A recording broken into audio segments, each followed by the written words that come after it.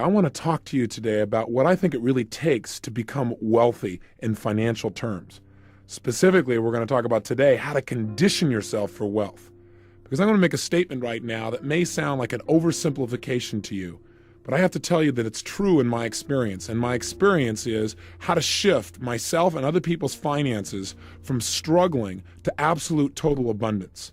And that statement is this: if you do not have enough money in your life, there is one and only one primary reason. You have not conditioned yourself for wealth. Let's start with a little understanding about money. First of all, when you talk about money, have you ever noticed what an emotionally charged issue it is for people? I mean, people usually go one extreme or the other. Either it's like real positive for them and they get real excited, or they say, yeah, I want to be able to make some money. I want to make things happen in that area. Or you see the direct opposite extreme, where people literally have contempt for it, as if it was something evil or suspect, something that you should avoid at almost all costs. And that usually shows up, obviously, in their lack of economic well-being. Why is it such an emotional issue for us? Well, we could spend several days just analyzing all the associations that have been attached to money throughout the years, both in religious terms as well as in business terms, all the experiences that we've had. But the truth is, money is nothing but a representation, a means to measure the exchange of value between people.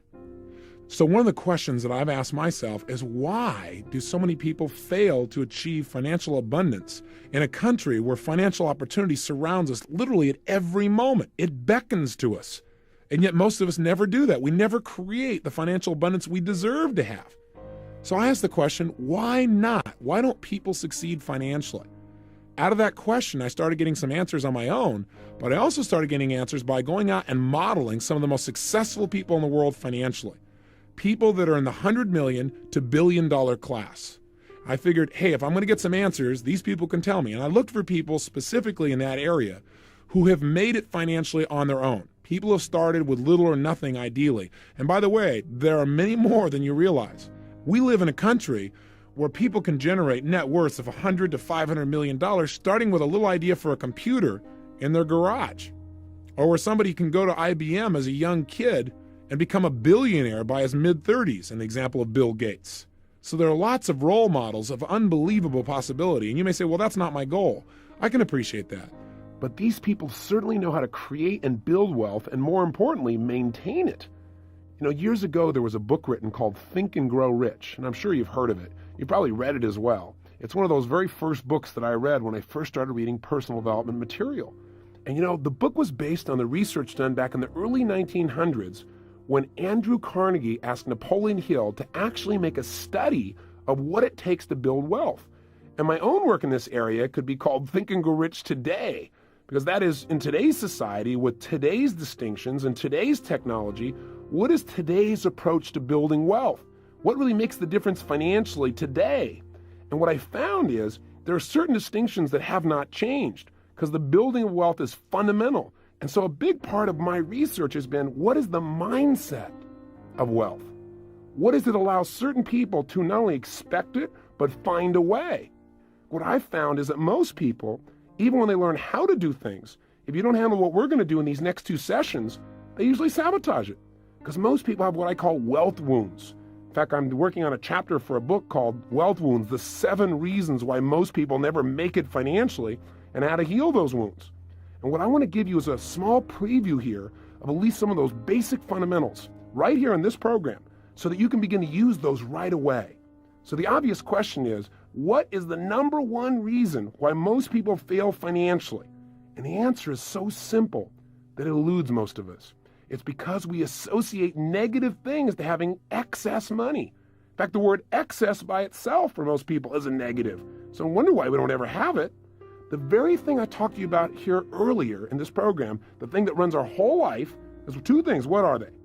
Anything we associate pain to, we're going to avoid, especially if it's major pain. And anything we associate pleasure to, we're going to move towards. Now, you may again say, well, Tony, what are you talking about? Of course I associate pleasure to making money. Because if I had money, then I could really have more time to be with my family. I wouldn't have to work at certain things. Or if I had money, I could give certain things that are really important to me. Or I could support a specific charity I believe in. Or you know what, I could travel. Or I could just do whatever I wanted as quick as I wanted. Or I could have the ultimate wardrobe or jewelry or I could have favorite cars or homes whenever I wanted them. Or I could learn to fly or master any skill or hire the best teachers, the best coaches. Of course I want money. If you don't have it, you're right, you do want it, but not bad enough. Because while you want it, you have an approach avoidance. You also simultaneously have all the negative associations. And we alluded to these earlier. I don't know if you remember them, but I want to remind you, repetition being the mother of skill. What are some of the negative associations that people sometimes link in their subconscious mind to money that keep them from literally attracting it? Or they start to attract it and then their brain gets scared and says, oh my God, this might lead to pain, and then sabotages it. Well, some of them are things like, in order to make it, I'm going to have to work so hard, I'll have no time to enjoy it. So why even try? Or, gosh, by the time I earn a lot of money, I'll be old and gray anyway, so why even go after it? Or, to make money, you got to be really smart, and I'm not smart enough. Or, to make money, you have to take advantage of other people, and I could never do that. Or something like, well, gosh, if I made money, I wouldn't have any time to be with my family. Or if I made a lot of money, people will start judging me. Or if I make a lot of money, well, then I'll just have to pay more taxes. And then the IRS will be after me. And then what'll happen? People usually worry about these things, and people have no money at all to start with. They knock themselves out of the game before they even get to bat. Or if I make a lot of money, I probably won't be as spiritual. I'll get sucked in. And of course, I remember reading the Bible. It said, it's easier for a camel to get through the eye of a needle than the rich man to get into heaven. And gosh, it's hard for camels to get through needles. Classic misinterpretations like that cause people to live in experiences of lack. And I don't know of any place in the world where when people feel like they're living in lack, where they feel like they don't have enough, where that encourages the highest level of the human spirit to come out on a consistent basis. Now, I might be wrong about that, but I got to tell you, wherever I see lack, I see crime in mass. Wherever I see lack, I see people trying to escape with drugs. Wherever I see lack, I see people taking advantage of other people and making it okay, justifying it by, well, I had to survive. I don't think lack brings out the best in the human spirit. I think when we have abundance, what happens is we stop focusing on ourselves and how we're going to survive. And we have enough to start focusing on who we really are, which are human beings or spirits that are here to contribute. And I think when you're in a position of trying to survive, your focus is on you. When you've learned to handle that message, when you really know you've got your act together and you don't have to worry anymore, it's much easier for people to look at how can I contribute to my fellow man. Now, I'm not saying that you can't come from a position of lack and be a contributor. Obviously, you and I can name after name of people who have been able to do this and are role models of possibility, even though they grew up with nothing financially and never had anything. So I'm not saying money's the only answer. I'm just saying in this culture, in this time, if you had a choice between having it or not having it, why not go for it and have it too? Why not use your money as a powerful tool for positive influence in the people's lives you care about as well as your own, and enjoy having it? Get off the guilt trips that have stopped you in the past. It is that sense of guilt that if you have more money than somebody else, or what if you made more money than your father? Oh my gosh, God, what a wound that would be. It's that kind of thing, those negative associations that are keeping you from having what you want. So if you do not have all the money you want in your life, you associate more pain to having more money than you have now than not having it. It's that simple. Now, with the technology that we've learned, you can condition yourself to change those feelings and those beliefs. And we're going to talk a little bit more about that on the next tape. But I want you to know that is the number one reason that most people don't succeed financially, according to people that are most successful in the world at obtaining, maintaining, and building wealth. Here's the second wealth wound.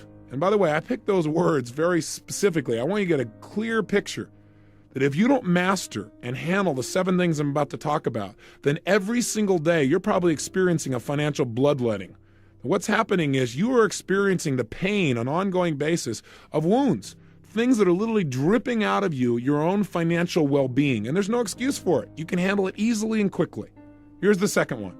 The second reason these people say, and have told me thus far, that people do not succeed financially is not only do they have negative associations to money, but even if they have okay associations, they never make having an abundance of money an absolute must. Interesting distinction. I'm not saying love money and make it your God, because that's the way to absolutely be certain that you fail in life, that you destroy everything that's valuable. But what I am saying is make it a priority so you get it handled.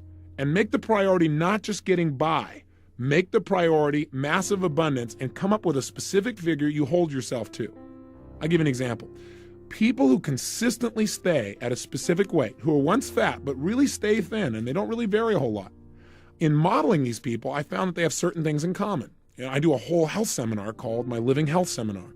But just to give you an idea or a distinction, the one thing that they all have in common is they have decided upon an ideal weight, a weight that they must be at. And they have a specific amount they can vary, and it's usually small. Let's say 2 or 3 or 4 pounds, maximum. If, for example, they say, I'm going to weigh 235 pounds, and all of a sudden they creep up and they see they're at 238 pounds, instantly they do whatever it takes to get back to 235, because 235 for them is a must. Do you follow me? The same thing has to be true for you financially. You've got to have a certain level of finances that you must be at. And if you ever vary, you've got to do something about it immediately. Otherwise, you get caught up in what we call Niagara's current, right? Where day to day, you just get caught up in making a living and doing things and putting things off, and it doesn't happen. So the only way you're going to succeed financially is when you decide on a specific amount of money that you must have in your life. And it must be well beyond what your absolute needs are. So in other words, what I'm asking you to do is take something that seems right now to be an accessory, money, and make it a necessity.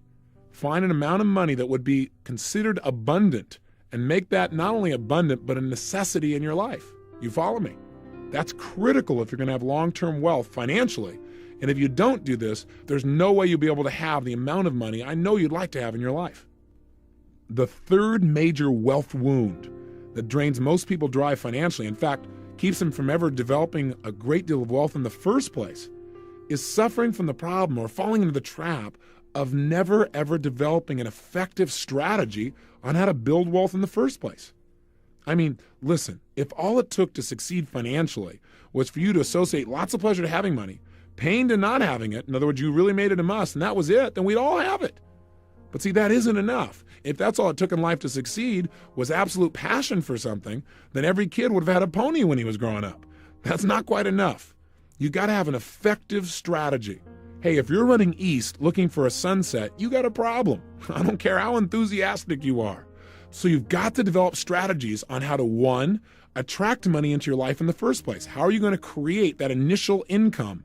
2, how to manage that money so that you can invest it and get money to be your slave instead of you being the slave to money. In other words, get your money to make you more money. So it's not taking more of your time and physical effort, but where you literally begin to leverage yourself. And then 3, strategies on how to share money. So it gives you a tremendous amount of joy. Because to me, that's a strategy that's critical also. Otherwise, why are you going to keep getting it? Your brain has got to link pleasure to it or it won't continue to work for it. And if you can learn to share it with people, I've found that yes, giving yourself things is fabulous and you should do that. But if you can also share that, it'll give you even more joy. It'll give you all those pleasurable feelings you've really wanted. Those are 3 strategies that are critical. So how do we go about mastering these strategies? And the answer is simple. We use modeling. You can go and meet these people directly and model them yourself. You can find people in your own neighborhood, people around you who've done extremely well and find out exactly what they're doing that makes it work. Become like an investigator, become like a hunter, and your prey is now wealth. And what you're going to do is stalk it. You're going to study its habits. You're going to notice where it goes. Really follow this prey. And then don't kill it. Make it your pet. Take it home. Make it your friend. Take good care of this pet, and this pet will take really good care of you.